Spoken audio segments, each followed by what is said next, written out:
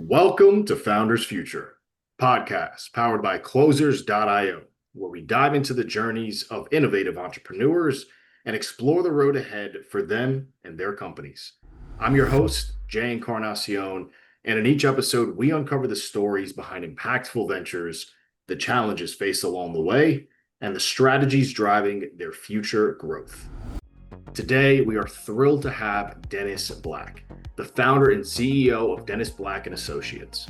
Dennis brings a fascinating mix of expertise in sales training tailored to the mortgage and real estate industries, over 35 years of experience generating success for professionals, and a passion for helping loan officers and realtors build practical selling skills.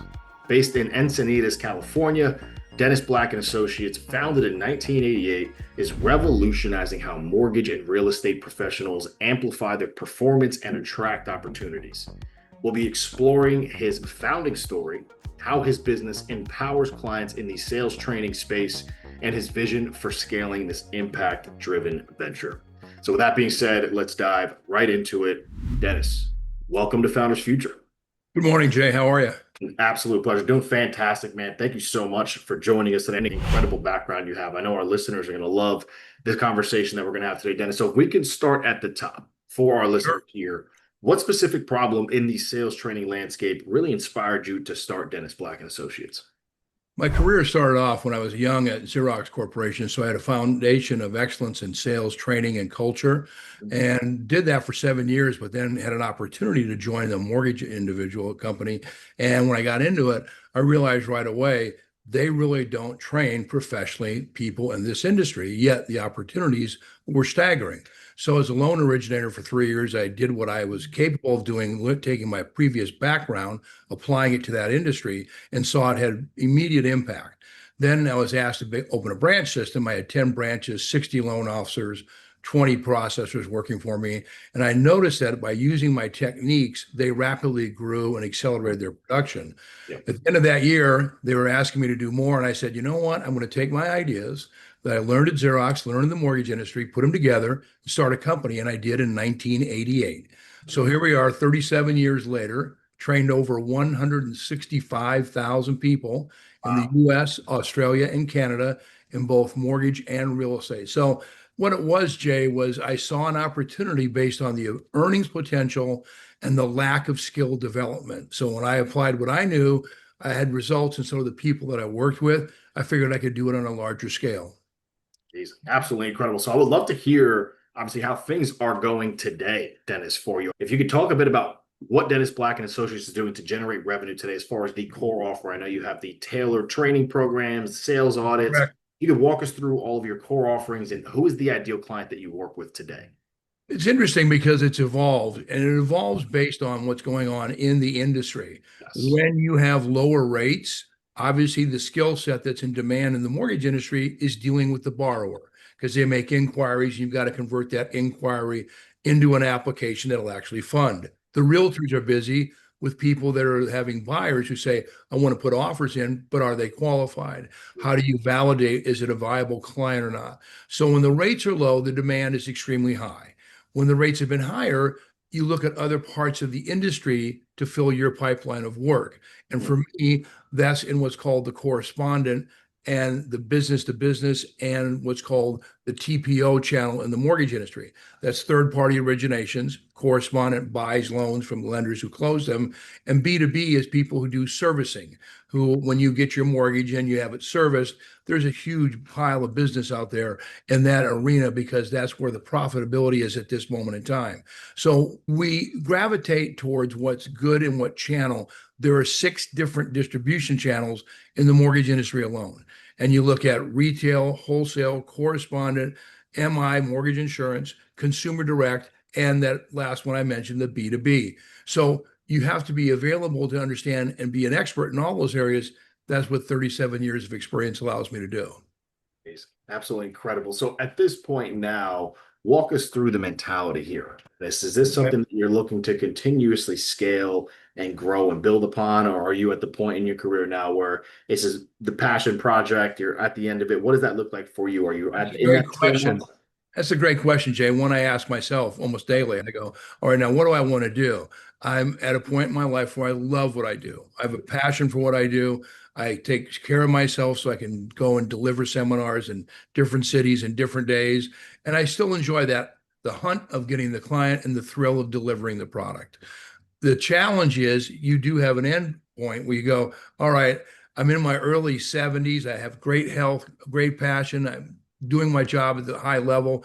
But man, do I want to do this when I'm 80? So the answer probably is no. And so my key issue, Jay, I'm looking for right now is how to put this product, when I do my corporate training, it's a 2-day program. So when I do a 2-day program, could I somehow with AI and with streaming capability, and that's what I'm working on, make day one streaming. And then day two, you can always do through Zoom, Teams, and the simulated calls. So I put people through realistic training. I don't give theory. I don't give any nonsense of marketing and stuff like that. I say, what do you do at the point of sale? You're with that potential client. How do you engage them? I teach them how to do that on day one. And day two, I test them. They have to go through a simulated call, and that's either live if I'm there in person or streaming. And that's where the learning occurs. Anyone can give you information. Seeing if you understand the information is what training is all about. Right. So on that front there, so you're looking for ways to slowly pull yourself out of the business, Correct. retirement mode. Have you created courses so you can start pushing that out yet, or is that not something that you've done We yet? have 6 courses Okay. for our core program for either realtors or for lenders. And so I believe I could, and I'm working with it right now, digitize those and make those available. The challenge you have, and the fear I always have, Jay, is if I give that up, then what's the need for me to come in and do it? And so I've got to figure out how to trademark it, and I'm working on that process right now. Gotcha. Gotcha. So on that front there, talk us through a bit of what's working best for you, Dennis, today on the acquisition side. I know that you're doing seminars and events and referrals, must be really good from those. Is that the main piece for you? Are you doing anything around ads and social media? What does that look like for predictability? Expanding social media. I'm working with someone who's helping me in that area be more visible on Facebook, the business Facebook. I'm already on LinkedIn and a variety of different areas, exploring Instagram, and heaven forbid, I'm even exploring TikTok. I hope that is that from my generation. That's when you go, oh my gosh, but I got to be open to the reality. And my kids remind me of that. So when you think about those areas, I'm open to doing more there, and I've seen a little bit of results. Direct to my client is still my best method of communication. And I do that either through the seminar or when I follow up and do things at large conferences. And when I do large conferences, I always seem to have a bunch of people that are prospects. And once I do something for a client, they always bring me in to train their people. So the seminar is the appetizer, the training is the main course. Absolutely. Absolutely. On that front there, are you looking to continue to grow this and implement something like working with somebody that knows how to do ads properly and implement some ads to bring? I'm very much open to that. And when I have time, I'm always open to having someone contact me and say, here's a way to expand your business. And I give them the time because it's the same thing I try and do. And out of respect for people who sell, you always got to give them a chance to sell.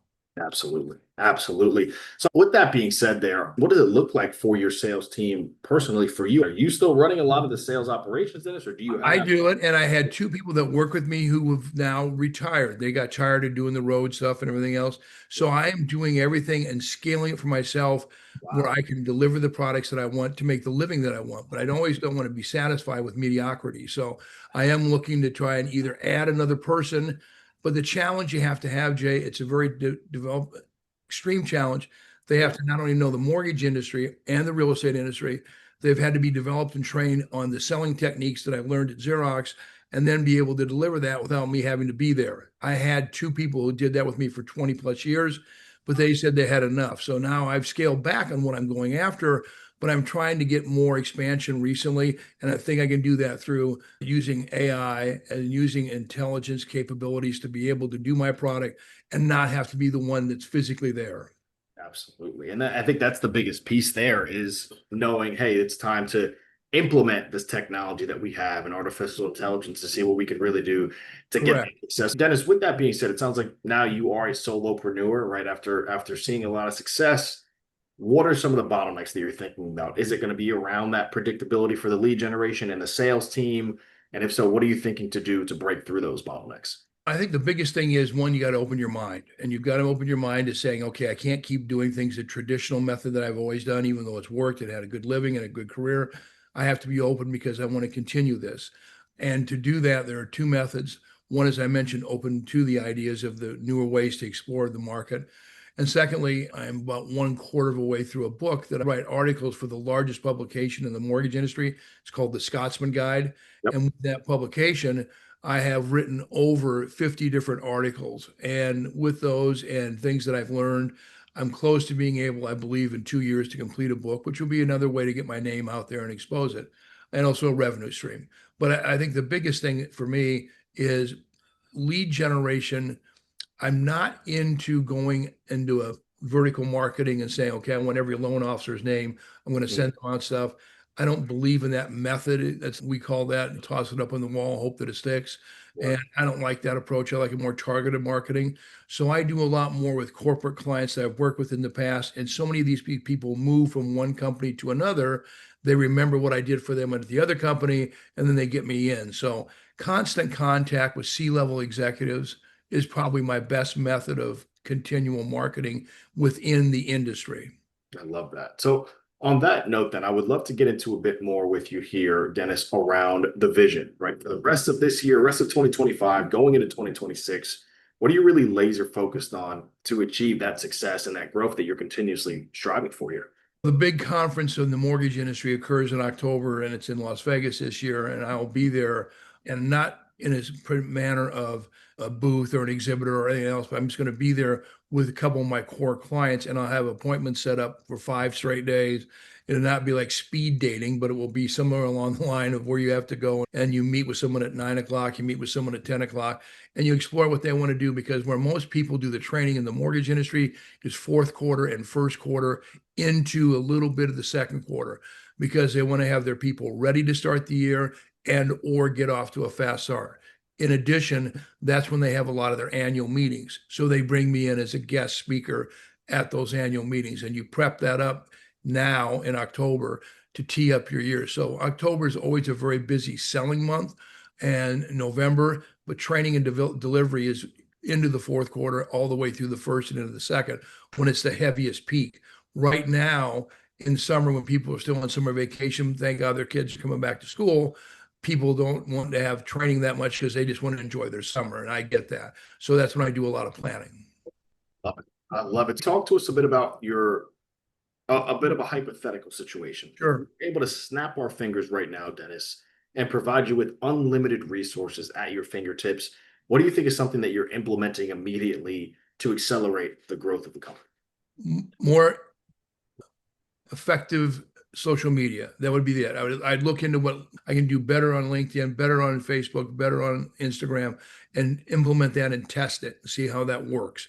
That's the first thing I would do. The second is I've got to figure out the process of putting my day one of my courses, the 6 different courses, into a streaming process.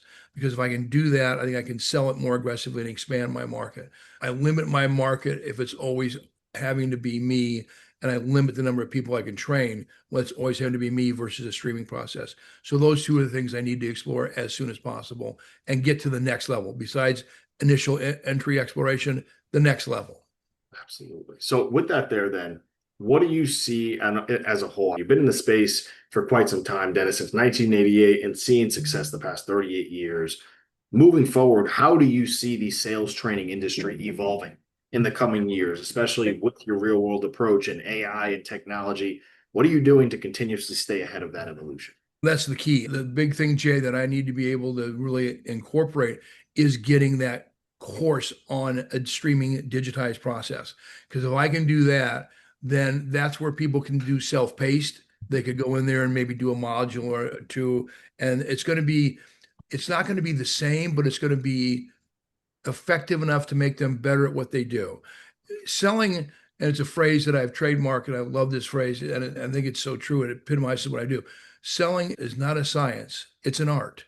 And you have to learn through trial and error how to get better with each call that you make. You just can't read a book. You just can't follow something online and say, oh, I can do that. No, you can't. When you actually get out there and you're across the desk from somebody, or you're on the phone with somebody, and whatever methodology you apply, and it could be electronic communication, but it leads to a conversation. And when that conversation occurs, what do you do to control the conversation? What do you do to create the need in the client's mind for what you have to sell? How do you do that with the right questions and right understanding of the client? Because selling is not about telling what you have, it's about knowing what they need. And if you learn how to do that, you can master any craft. The challenge is you just can't read it and say, I can do it. You got to live it. And once you live it, then you learn. Absolutely love that there. With that, I do want to take us into the lightning round here before we start the show. And I have a couple questions for you here. The first one's going to be more along the lines of a tool or a resource, Dennis. So whether it's a sales insight, a training strategy from your past, an AI tool that you're now implementing, what can you say, Dennis, has been the biggest game changer for the company? The ability to do my class virtually, because I was one step ahead before COVID hit. When I heard people were not doing well, I started to think, okay, my gosh, this could be something where it would shut me down if I don't figure out a way to do it. So I quickly marketed in February and March of 2020. How do you do my training virtually? And a lot of clients were going, no, we need you to be here. I want it to be the way it's always been. I said, that's not going to happen. And it looks like this is going to be serious. And sure enough, by doing the virtual training 1 year ahead of when people all of a sudden realized we can't go out and do training, I was able to have a seamless transition between in-person versus doing it virtually. And also a phenomenal way to continue to scale. Really hitting the ground running there is the success that you're seeing now, reaping the reward. So on that front, I got two more questions before we wrap up here, and they're both on the advice side. Dennis, the first one's going to be, what is the best piece of advice that you have personally ever received, Dennis, about scaling a mission-driven business as you are doing now? The thing is, be thinking 3 to 5 years ahead. Always be thinking, where do you want to be? 3 years minimum to 5 years maximum. What's that spot? And I had a mentor who helped me with that. And they told me, if you're going to make this work, you can't be happy with what you're doing today. You have to be thinking about what you need to be in 3 to 5 years. So I've always put that planning into place. When I coach executives, that's one of the core things I always make sure I get from them. Where do you want to be 3 years from now and why? Where do you want to be 5 years from now and why? So it's a mentality, Jay. I think that's a key opinion. Absolutely. And then last, but certainly not least here, Dennis, what is the best piece of advice that you can offer to our listeners tuning in? Just heard your incredible journey and everything that you've been able to accomplish and will continue to accomplish. What can you leave them with before we wrap it up?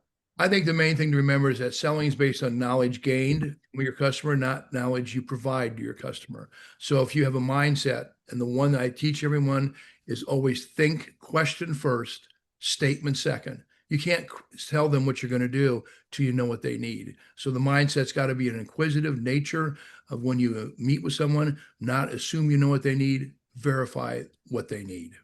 Absolutely. With that right there, ladies and gentlemen, that is going to wrap up another inspiring episode of Founders Future. And Dennis, truly cannot thank you enough for coming on the show today, sharing your incredible journey and your insights with us. An honor and a pleasure to have someone of your stature. And I know you're going to continue to do some incredible work. So it's inspiring, 38 years of success and still wanting to get after it even more. So again, thank you so much. And to our listeners, absolutely. And to our listeners, if you enjoyed this episode, don't forget to subscribe to Founders Future wherever you get your. And also, they can make sure they go to my YouTube channel and get a part of my YouTube presentations. Absolutely. Yeah. And you can also check out the website, dennisblack.com, for their sales training resources, and also visit LinkedIn to reach out to Dennis on there at linkedin.com/in/Dennis-Black-sales-trainer.